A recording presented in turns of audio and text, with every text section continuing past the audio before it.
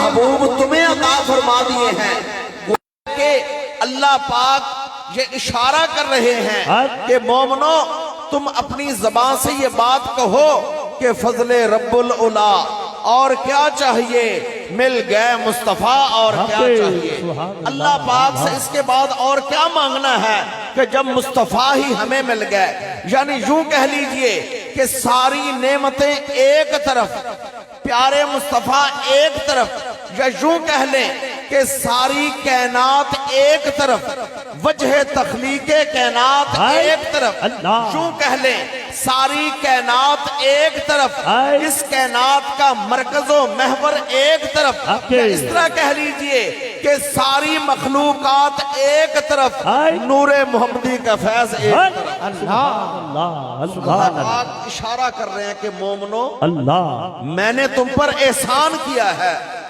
کہ اپنے محبوب کریم کو بھیج دیا ہے اور ایک اس اعتبار سے بھی دیکھا جائے کہ میرے آقا علیہ الصلوۃ والسلام کے زمانہ پاک کو پانے کے لیے سابقہ انبیاء دعائیں کرتے رہے نبی دعائیں کرتے رہے انبیاء دعائیں کرتے رہے مرسلین دعائیں کرتے رہے کہ ہمیں آخری نبی کا زمانہ مل جائے اور ہم کتنے خوش قسمت ہیں کہ مانگا بھی نہیں اللہ نے حضور کا امت ہی کر دیا اللہ پاک نے حضور کا امت ہی کر دیا ہے تو اس لیے اللہ پاک نے فرمایا لقد من اللہ علی المؤمنین اذ بعث فیہم رسولا کہ البتہ تحقیق مومنوں پر اللہ پاک نے احسان کیا ہے کہ اپنے رسول کریم کو بھیج دیا ہے اور صحابہ کرام اس بات کا تذکرہ بار بار کرتے تھے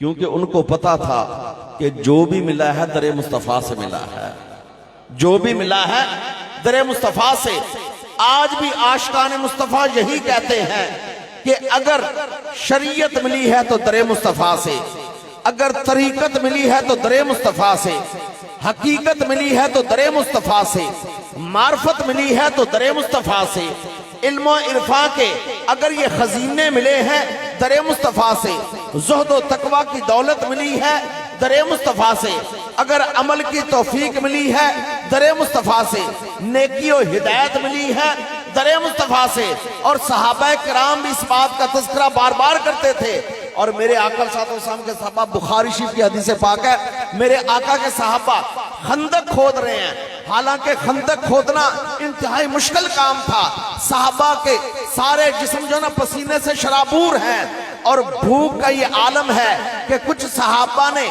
اپنی بھوک کو دلاسا دینے کے لیے پیٹ پر پتھر باندھے ہوئے ہیں لیکن زبان پر نعت مصطفیٰ پھر بھی چل رہی ہے اللہ سبحان اللہ نعت مصطفیٰ کیا چل رہی ہے واللہ لولا انت فینا واللہ لولا انت فینا کہ اصحاب میرے آقا کے بارے میں کہہ رہے ہیں واللہ اللہ کی قسم واللہ عربی زبان قسم اٹھانے کے لیے کہتے ہیں واللہ اللہ کی قسم یہ اصحاب کہہ رہے ہیں واللہ اللہ کی قسم لولا انت فینا اے اللہ کے حبیب اگر آپ ہم میں نہ تشریف لاتے نا ما صلینا ولا صدقنا نہ ہمیں نمازیں پڑھنا آتا نہ صدقہ خیرات کرنا آتا صحابہ خندق کھودتے ہوئے بھی اس احسان ربانی کو بھول نہیں رہے کیونکہ صحابہ کو پتا تھا کہ ڈائریکٹ رب سے نہیں ملنا بواسطہ مصطفیٰ ملنا ہے اور صحابہ نے امت کو یہی درس دیا ہے کہ ڈائریکٹ رب سے نہیں جو بھی ملنا ہے در مصطفیٰ سے ملنا ہے قرآن لا ریب کتاب ہے لیکن قرآن بھی ڈائریکٹ نہیں ملا بواسطہ مصطفیٰ ملا ہے تو اس لیے میرے آقا کے صحابہ فرماتے ہیں واللہ لولا انت فینا اللہ کی قسم اگر اے اللہ کے حبیب آپ تشریف نہ لاتے نا ما صلینا ولا صدقنا نہ ہم نمازیں پڑھتے نہ ہم صدقہ خیرات کرتے گویا کہ صحابہ نے نماز صدقہ خیرات نیکی ہر چیز کا رخ موڑ دیا کہ ملا ہے تو در مصطفیٰ سے ملا ہے اور آقا صلی اللہ علیہ وسلم کے صحابہ مسجد نبی میں گول دائرہ بنا کر بیٹھے ہوئے ہیں آقا علیہ الصلوۃ والسلام جو احباب گئے ہیں ماشاءاللہ، آپ گئے ہیں ماشاءاللہ، بہت احباب گئے حاضری کے لیے. مسجد نبوی کا منظر یہ ہے کہ اگر بندے کا چہرہ ہونا قبلہ کی طرف تو سرکار کا گنبد خضرا آتا ہے بائیں طرف، آقا کرو یہی سرکار کا حجرہ مبارک تھا، یہی حضرت عائشہ صدیقہ کا حجرہ مبارک تھا. اور اس کا دروازہ مبارک کی جو جگہ تھی نا، یہاں کوئی لکڑی کا دروازہ نہیں تھا، بلکہ فقط ایک جو تھا نا پردہ، کپڑے کا پردہ لٹکا ہوتا تھا. سرکار کپڑے کو تھوڑی سی جنبش دیتے، سرکار ادھر تشریف لے آتے، پھر میرے آقا ادھر تشریف لے جاتے. اب آقا علیہ الصلوۃ والسلام اپنے حجرہ مبارک میں ہیں، صحابہ مسجد نبوی میں کچھ باتیں کر رہی ہیں. حضور علیہ الصلوۃ والسلام، حدیث پاک میں آتا ہے حضور علیہ الصلوۃ والسلام کی ذات پاک اپنے حجرہ مبارک کا پردہ مبارک کو جنبش دی اور بڑی تیزی سے تشریف لے آئے. حدیث پاک میں آتا ہے کہ اتنی تیزی سے سرکار آئے کہ سرکار بھی کیا باتیں کر رہے تھے. صحابہ نے عرض کی یا رسول اللہ فدا کا ابی و امی، یا رسول اللہ، یا رسول اللہ ہمارے ماں باپ آپ پر قربان ہو. ہم اللہ کی حمد بیان کر رہے تھے اور اس بات کا ذکر کر رہے تھے کہ لقد من اللہ علینا بکم، کہ اللہ پاک نے ہم پر کتنا احسان کیا ہے کہ آپ جیسے رؤوف الرحیم رسول ہمیں مل گیا ہے. سبحان اللہ، اللہ پاک نے ہم پر کتنا احسان کیا ہے. حدیث پاک میں آتا ہے حضور صلی اللہ علیہ وسلم نے 3 بار ایک ہی سوال فرمایا اور اصرار، میرے آقا نے فرمایا تم یہی باتیں کر رہے تھے؟ تینوں بار ایک ہی جواب تھا صحابہ کا، یا رسول اللہ صلی اللہ علیہ وسلم ہم اللہ کی حمد بیان کر رہے تھے اور اس بات کا ذکر کر رہے تھے کہ اللہ پاک نے ہم پر کتنا احسان کیا ہے کہ آپ جیسے رسول کریم ہمیں مل گیا ہے. حضور صلی اللہ علیہ وسلم نے فرمایا میرے پاس ابھی ابھی حجرے میں جبریل امین آئے ہیں، نوریوں کا سردار، ملائکہ کا سردار، فرشتوں کا سردار، ابھی ابھی جبریل امین آئے ہیں. رب کا سلام بھی لائے ہیں، ساتھ پیغام بھی لائے ہیں. رب کا سلام بھی لائے ہیں، ساتھ پیغام بھی لائے ہیں. پیغام یہ لائے ہیں کہ یا رسول اللہ صلی اللہ علیہ وسلم آپ کا رب اس وقت فخر کر رہا ہے آپ کے ان غلاموں پر جو مسجد نبوی میں بیٹھے کام کر رہے ہیں. اللہ اللہ، وہ مسجد نبوی میں بیٹھے کیا کام کر رہے تھے؟ اللہ کی حمد بیان کر رہے تھے، سرکار کی آمد کا ذکر کر رہے تھے. پتا چلا کہ اگر ایک ہی مجلس میں، ایک ہی محفل میں، ایک ہی نشست میں، ایک ہی اجتماع میں، ایک ہی میٹنگ میں خدا کا ذکر بھی ہو جائے، ذکر مصطفیٰ بھی ہو جائے، یہ وہ مجلس ہوتی ہے. خدا تعالیٰ فخر فرماتے ہیں، خدا تعالیٰ فخر فرماتے ہیں کہ دیکھو ملائکہ میرے بندے میرا ذکر بھی کر رہے ہیں، میرے محبوب کا ذکر بھی کر رہے ہیں. اور یاد رکھیے پیار والے کا ذکر پیار والے کے سامنے کیا جائے تو پیار والا راضی ہوتا ہے. بیٹے کی تعریف کرو باپ کے سامنے، باپ راضی ہوتا ہے. شاگرد کی تعریف کرو استاد کے سامنے، استاد راضی ہوتا ہے. مرید کی تعریف کرو پیر کے سامنے، پیر راضی ہوتا ہے. بلڈنگ عمارت کی تعریف کرو بنانے والے مستری کے سامنے، مستری راضی ہوتا ہے. پھول کی تعریف کرو باغ کے مالی کے سامنے، مالی راضی ہوتا ہے. اور کلیم شہید کلونی والوں مدینے والے کی تعریف کرتے ہیں، خدا عرش مولا پر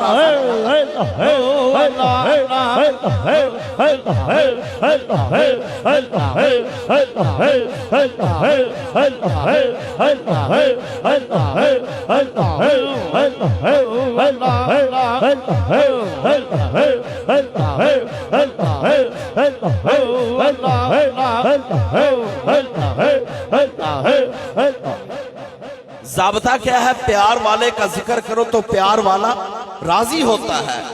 تو جس وقت پیارے آقا کی تعریف کرتے ہیں نا یہاں، خدا تعالیٰ عرش مولا پر راضی ہوتے ہیں. دیکھیے ذکر خدا ہے یہ بھی ذکر، ذکر مصطفیٰ ہے یہ بھی ذکر، لیکن دونوں کے انعامات مختلف ہیں. انعامات مختلف ہیں. اگر صرف رب تعالیٰ کا ذکر کیا جائے تو اس بندے کا تذکرہ عرش پر ہوتا ہے، یہ انعام ہے اس کا. لیکن جب مدینے والے کا ذکر کیا جائے تو اللہ تعالیٰ فخر فرماتے ہیں کہ دیکھو میرے بندے میرے محبوب کا ذکر کر رہے ہیں. دیکھیے جس بندے کا تذکرہ عرش پر ہو رہا ہے وہ بھی بڑا ہی اعلیٰ خوش قسمت. لیکن تذکرہ ہونا اور بات ہے، فخر ہونا اور بات ہے. تذکرہ ہونا اور بات ہے، فخر ہونا اور بات ہے. جس وقت کوئی بندہ ذکر کرتا ہے اللہ پاک اس بندے کا تذکرہ کرتے ہیں عرش مولا پر. فَاذْكُرُونِي أَذْكُرُكُمْ، میرے بندے تو میرا ذکر کر میں تیرا ذکر کرتا ہوں. جس وقت بندہ زمین پر بیٹھ کر فرش پر اللہ کا ذکر کرتا ہے اللہ تعالیٰ اس بندے کا ذکر کرتے ہیں. لیکن جس وقت مدینے کے تاجدار کا ذکر کیا جاتا ہے اللہ پاک فخر کرتے ہیں، اللہ پاک اس بندے پر فخر کرتے ہیں. تو اس لیے آپ احباب کے سامنے ذکر کر رہا تھا کہ اللہ پاک نے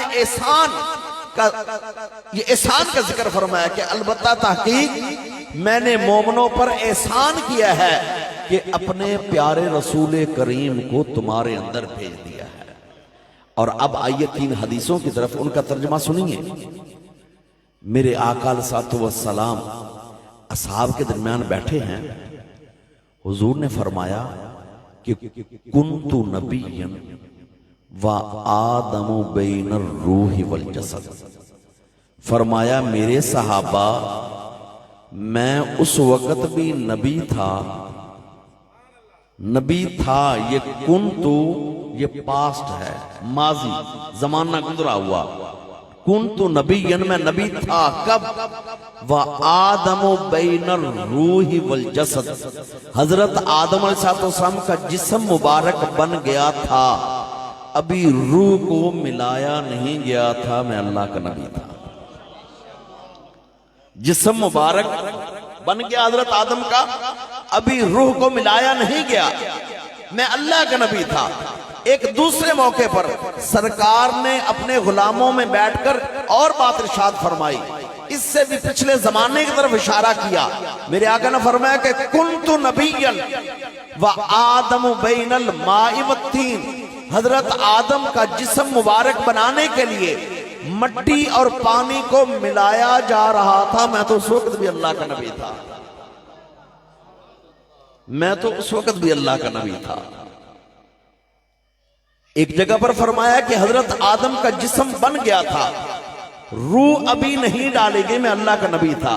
پھر اس سے بھی پچھلے زمانے کی بات کی کہ حضرت آدم علیہ السلام کا جسم مبارک بنانے کے لیے مٹی اور پانی کو ملایا جا رہا تھا، میں اللہ کا نبی تھا. اور تیسری جگہ پر نور محمدی کا بھی ذکر فرما دیا. جب حضرت جابر بن عبداللہ آقا صلی اللہ علیہ وسلم کی بارگاہ میں آئے اور انہوں نے آ کر عرض کی یا رسول اللہ صلی اللہ علیہ وسلم، اللہ پاک نے سب سے پہلے کس چیز کو بنایا، کس چیز کو تخلیق فرمایا؟ کیونکہ اللہ پاک کے اسماء مبارکہ جو اللہ پاک کے نام ہے نا، ان میں ایک نام آتا ہے الخالق.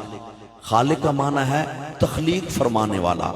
اس ذات وحدہ لا شریک کے علاوہ ہر چیز اس کی مخلوق ہے، ہر چیز، حتیٰ کہ اس کا اپنا عرش، اس کی کرسی، لوح محفوظ اور اللہ پاک کا لکھنے والا قلم ربانی، زمین و آسمان، ملائکہ، شجر و حجر، جن و انس، ہر چیز مخلوق ہے. لیکن حضرت جابر نے پوچھا یا رسول اللہ صلی اللہ علیہ وسلم سب سے پہلے اللہ پاک نے کس چیز کو بنایا؟ الفاظ سنیے حدیث پاک کے. حضور نے انہی سائل کو فرمایا یا جابر، اے جابر، ان اللہ تعالی، بے شک اللہ تعالی نے خالق کا تخلیق فرمایا نور نبی کا، تیرے نبی کے نور کو. ان اللہ تعالی، بے شک اللہ تعالی نے خالق کا تخلیق فرمایا نور نبی کا، تیرے نبی کے نور کو جابر پوچھنے والے تھے نا تو حضور نے ادھر اشارہ کیا، نور نبی کا، تیرے نبی کے نور کو، من قبل کل الاشیاء، ہر چیز کے پیدا کرنے سے پہلے۔ میرے آقا نے بتایا اے جابر، اللہ پاک نے ہر چیز کے پیدا کرنے سے پہلے، زمین و آسمان کے وجود سے پہلے، شجر و حجر کے وجود سے پہلے، جن و انس کے وجود سے پہلے، ملائکہ جنت و دوزخ کے وجود سے پہلے، لوح محفوظ سے پہلے، اور لوح محفوظ سے پہلے، کلم ربانی سے پہلے، عرش معلیٰ سے پہلے، ہر چیز سے پہلے اللہ پاک نے تیرے نبی کے نور کو پیدا۔ تو یہ اشارہ ہو گیا، یہ اشارہ کس طرف ہو گیا کہ وہ تخلیق میں تو پہلے ہیں، نور محمدی کی تخلیق میں تو پہلے ہیں، نبوت کے تاج میں بھی پہلے ہیں، لیکن بھیجے آخر میں گیا ہے، بھیجے آخر میں گیا ہے۔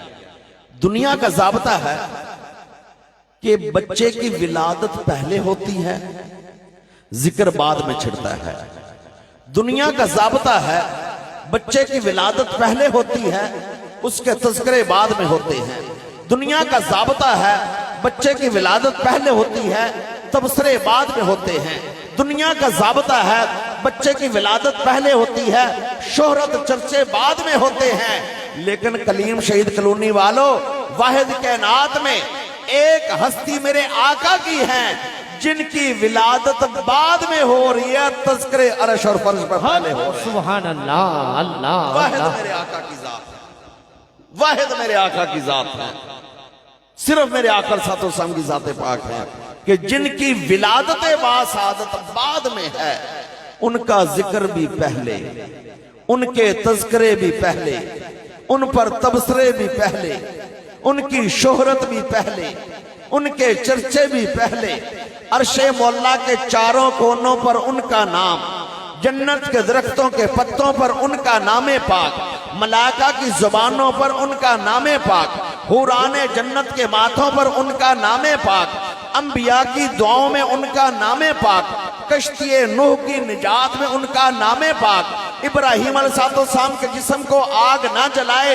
ان کے نور پاک، اسماعیل علیہ السلام کے گلے پر چھری نہ چلے ان کے نور پاک۔ تو وہ ہستی واحد میرے آقا کی ہے کہ جن کی ولادت بعد میں ہوئی ہے لیکن چرچے عرش اور فرش پر پہلے ہوئے، جن کی ولادت باسعادت بعد میں ہے لیکن ان کے چرچے انبیاء کی دعاؤں میں میرے آقا کا نام، انبیاء کی کتابوں میں آقا کا نام، امتوں کی زبانوں پر آقا کا نام۔ تو اب یہاں سوال یہ ہے کہ اگر حضور علیہ السلام کے نور کو بھی اللہ پاک نے سب سے پہلے بنا دیا، نبوت بھی پہلے عطا فرما دی، تو پھر بھیجا آخر میں ہے، بھیجا آخر میں ہے کیوں؟ اس لیے کہ ضابطہ یہ ہے کہ پہلے خبریں دینے والے جائیں، پہلے بتانے والے جائیں، پہلے ان کے تبصرے کرنے والے جائیں، پہلے ان کے تذکرے کرنے والے جائیں، پہلے جو آسمان سے کتابیں اتریں وہ ان کا ذکر کرنے والی ہوں، آخر میں وہ آئیں جن کا انتظار ہو، آخر میں وہ تشریف لے آئیں جن کا انتظار ہو۔ اور میرے آقا صلی اللہ علیہ وسلم کی ولادت باسعادت ربیع الاول کا مہینہ 12 تاریخ پیر کا دن، شہر مکہ جناب عبداللہ کا گھر سیدہ آمنہ کے آنگن میں میرے آقا صلی اللہ علیہ وسلم تشریف لائے۔ اب دیکھیے کہ اللہ پاک فرماتے ہیں قرآن حکیم کے اندر کہ جس دن سے میں نے کائنات کو تخلیق کیا ہے، ان عدت الشہور عند اللہ 12 شہرا، اللہ پاک کے نزدیک 12 مہینے ہیں۔ 12 مہینوں کی تعداد یہ شروع سے چل رہی ہے، شروع سے نام ان کے بدلتے رہتے ہیں زبانوں میں، لیکن اللہ پاک فرماتا ہے قرآن حکیم کے اندر کہ ارشاد ہوتا ہے ان عدت الشہور عند اللہ 12 شہرا، اللہ پاک کے نزدیک مہینوں کی تعداد 12 ہے۔ ساتھ فرمایا منہا اربعۃ حرم، اس میں سے 12 مہینے بڑے ہی حرمت والے ہیں، بڑے ہی احترام والے ہیں۔ وہ ان 4 میں کون سے 4 مہینے 12 میں سے؟ رجب، ذوالقعدہ، ذوالحجہ، محرم، یہ 4 مہینے سرکار علیہ السلام کی ولادت سے پہلے بھی، زمانہ جاہلیت میں بھی، پچھلی امتوں میں بھی ان 4 مہینوں کا لوگ بڑا احترام کرتے تھے۔ اگر آپس کے اندر جنگ لگی ہوتی، جنگ روک لیتے تھے، ان کا بڑا احترام کرتے تھے۔ لیکن سوال یہ ہے کہ مہینے تو 12 ہیں اور 4 مہینے احترام والے شروع سے چل رہے ہیں، لیکن سرکار کی ولادت باسعادت ان 4 میں نہیں، حالانکہ یہ 4 مہینے تو بڑی احترام والے تھے۔ سرکار کی ولادت باسعادت ان 4 مہینوں میں نہیں ہوئی، بلکہ سرکار کی ولادت ہوئی ہے ربیع الاول میں۔ کیوں؟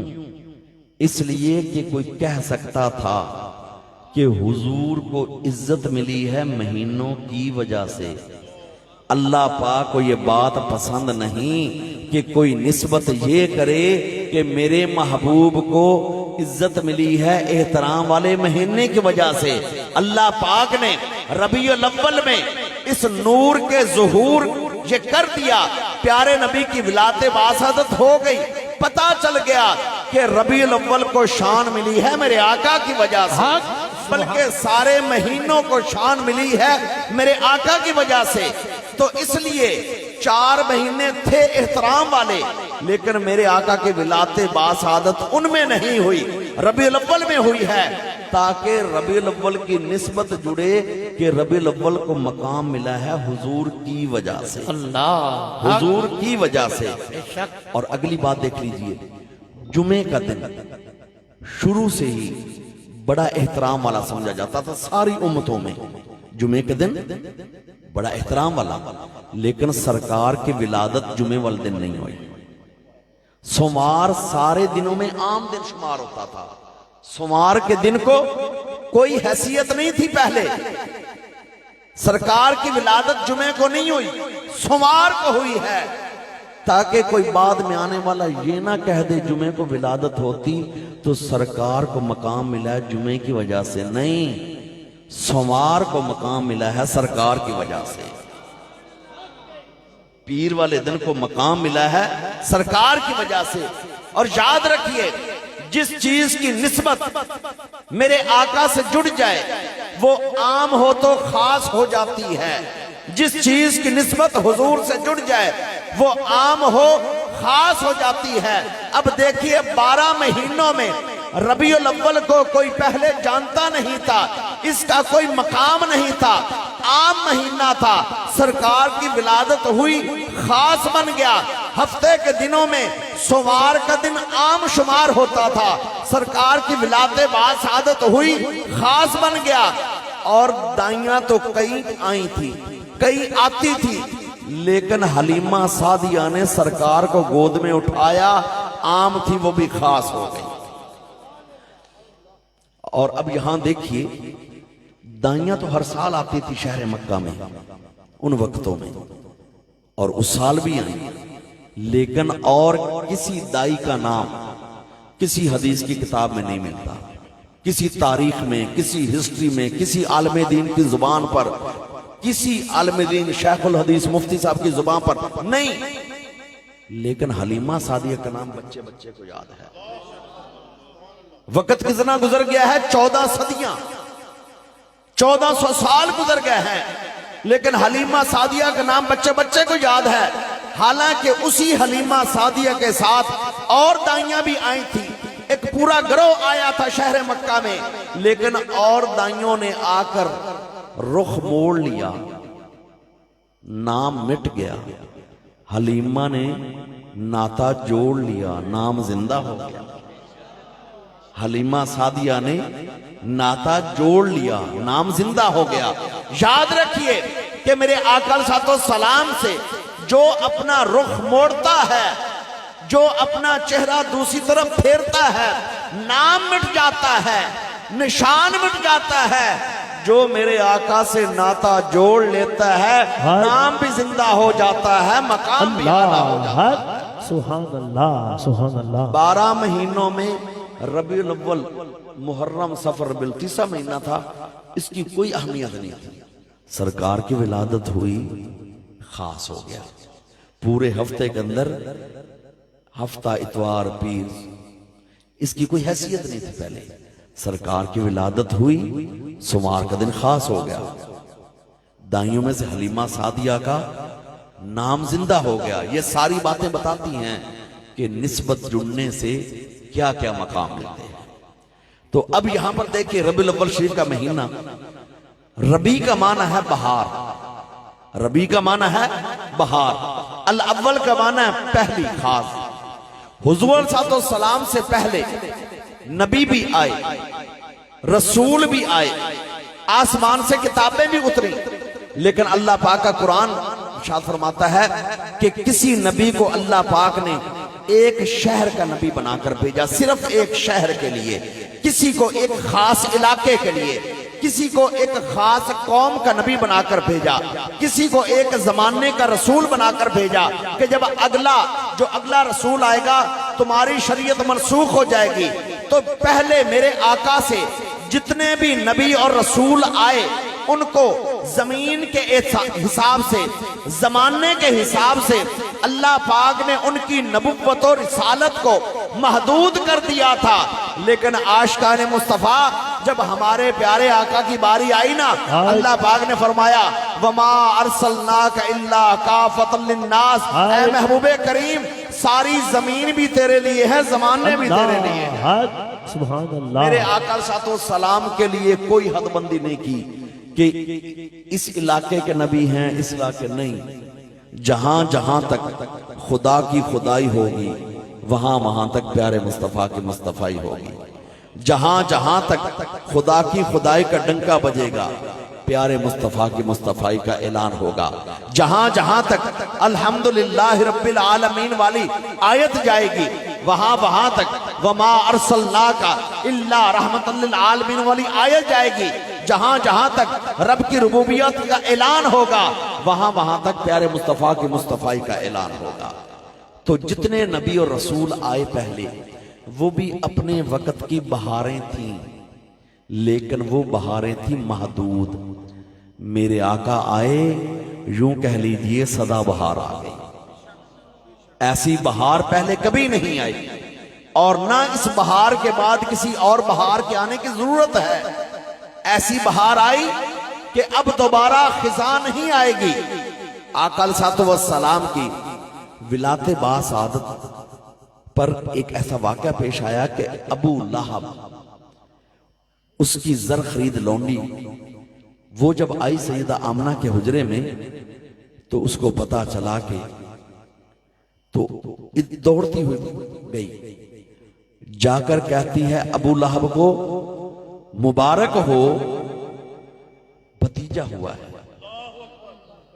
لونڈی جا کر ابو لہب کو کہتی ہے مبارک ہو بھتیجا ہوا ہے۔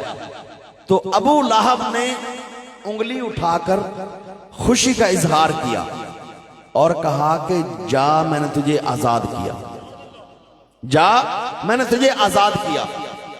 وقت گزرتا گیا، میرے آقا نبی تو یوم اول سے تھے، لیکن اعلان نبوت جب میرے آقا نے فرمایا 40 سال کی عمر میں، تو ابو لہب نے انکار کیا، بدبخت رہا، زندگی میں کلمہ ایک بار بھی نہیں پڑھا، لیکن حضور کا انگلی سے ملا تو منایا تھا نا۔ مر گیا حالت کفر میں، مر گیا، لیکن مرنے کے بعد کیا ہوا؟ حضرت امام یہ ایسے اس واقعے کو لکھتے ہیں، حضرت جو ایسے امام بخاری لکھتے ہیں اپنی کتاب بخاری شریف میں باب امہاتکم اللاتی ارضعنہ چیپٹر کے اندر لکھتے ہیں کہ ابو لہب مر گیا حالت کفر میں۔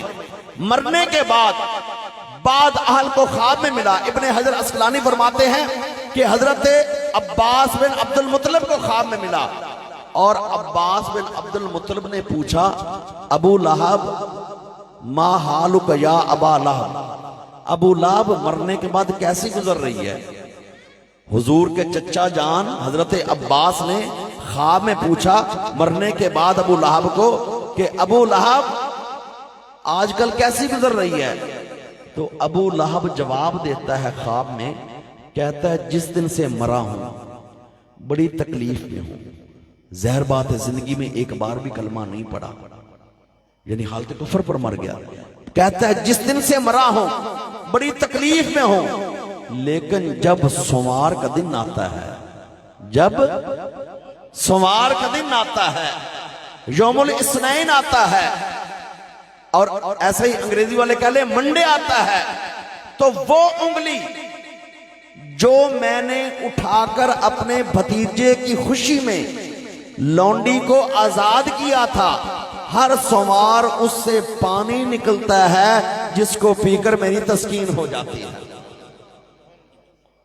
اب یہاں پر یہ اس مقام پر دو باتیں قابل غور ہیں۔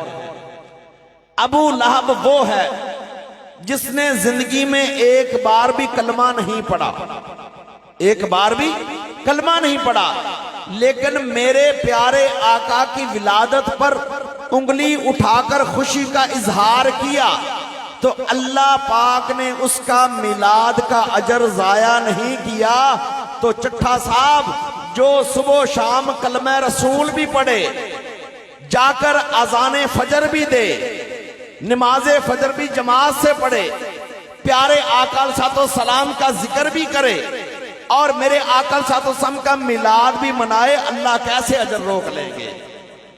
جو زندگی میں ایک بار بھی کلمہ نہ پڑھے، اللہ اس کے میلاد کا اجر روکتے نہیں ہیں، اتنا اجر اس کو دے دیا، اتنا اجر اس کو دے دیا۔ تو جو صبح و شام پیارے آقا کا کلمہ بھی پڑھے، ساتھ میلاد بھی منائے، اللہ پاک کیسے اجر روک لیں گے؟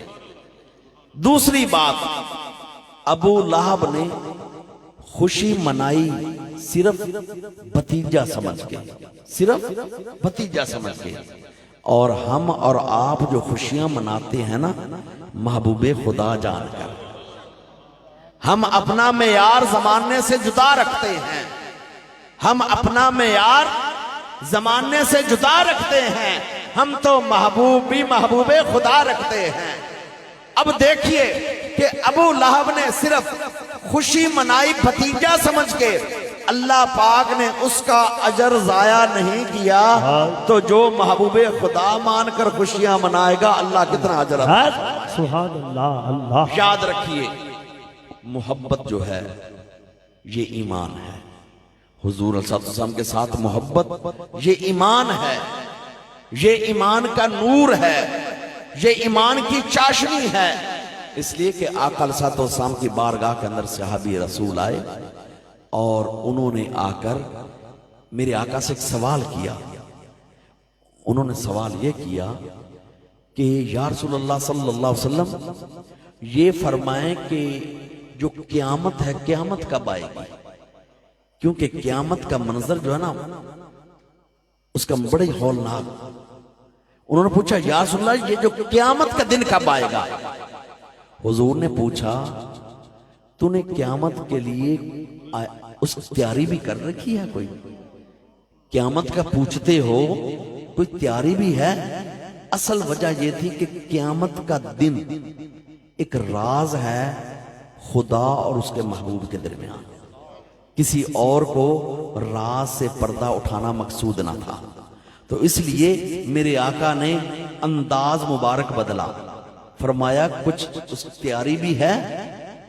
تو انہوں نے آگے سے کیا کہا، تھے صحابی نمازیں بھی پڑھتے تھے، روزے بھی رکھتے تھے، سارے نیک کام بھی کرتے تھے، آج 14 صدیاں بعد میں آنے والے غلاموں کو اللہ پاک نیکی کی توفیق دیتا ہے، وہ تو حضور کے قدموں میں بیٹھنے والے تھے، سارے نیک کام کرتے تھے، لیکن جب حضور نے پوچھا کہ تیری تیاری ہے، انہوں نے کہا انی احب اللہ ورسولہ، میری تیاری یہ ہے کہ میں اللہ اور اس کے رسول سے محبت کرتا ہوں، میں اللہ اور اس کے رسول سے محبت کرتا ہوں۔ حضور مسکرا پڑے اس جواب پر، فرمایا المرء مع من احببتا، کہ جس کے ساتھ تیری محبت ہوگی تو قیامت والے دن اسی کے ساتھ ہوگا۔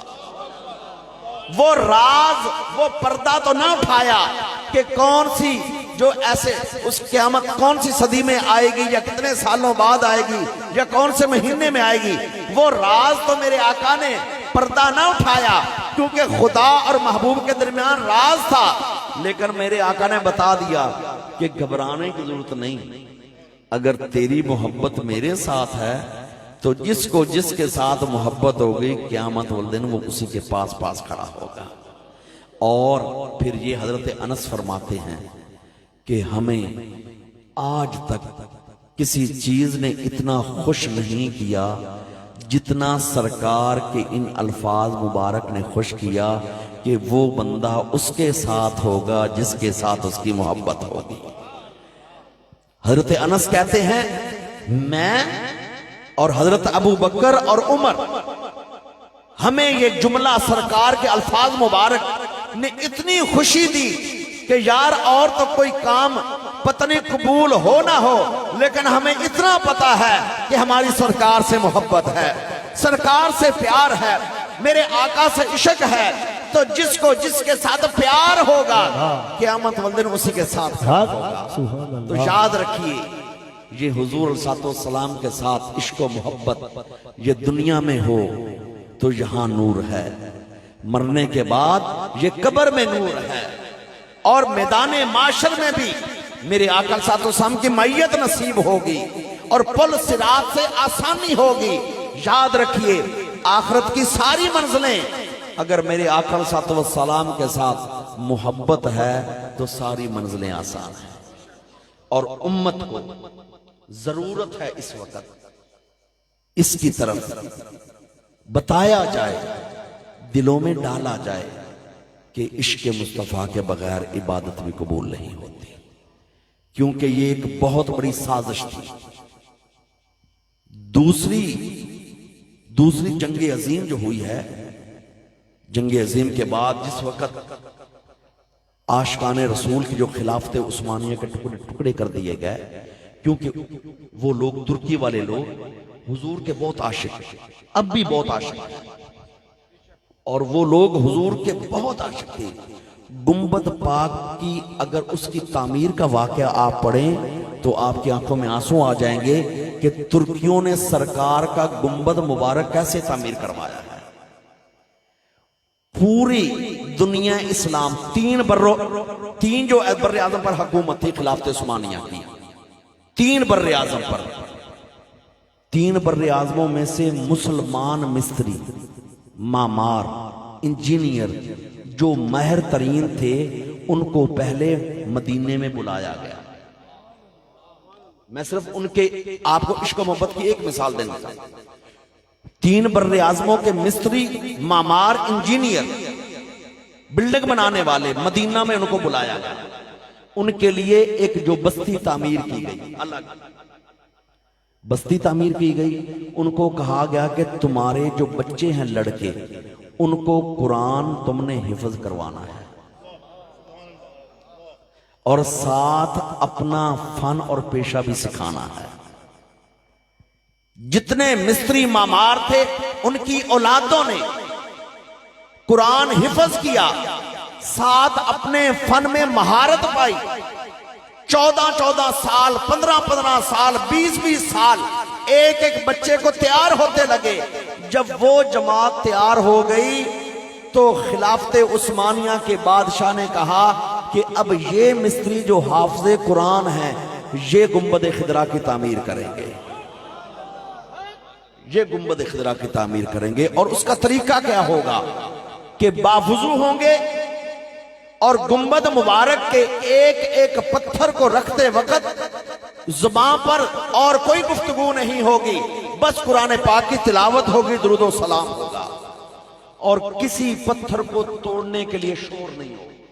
اگر کسی کو توڑنا ہے پتھر کو، حضور کے روضہ مبارک سے دور لے جاؤ، ادھر اس کو توڑ کر ناپ کر گھڑ کر لے آؤ اور بغیر زیادہ آواز کے آ کر اس کے اندر لگا دو۔ یہ ان کے عشق و محبت کی مثال ہے۔ تو خلافت عثمانیہ کو ٹکڑے کرنے کا انگریز کا ایک مقصد تھا کہ ان کے دلوں سے عشق رسول کو نکال دو، عشق مصطفیٰ کو نکال دو۔ اس کی آڑ میں توحید کے چیپٹر کو زیادہ آگے رکھا گیا کہ اس عقیدے کے اندر بہت فرق ہے، یہ ہے، ایسے بہت ساری کتابیں چھاپی گئیں۔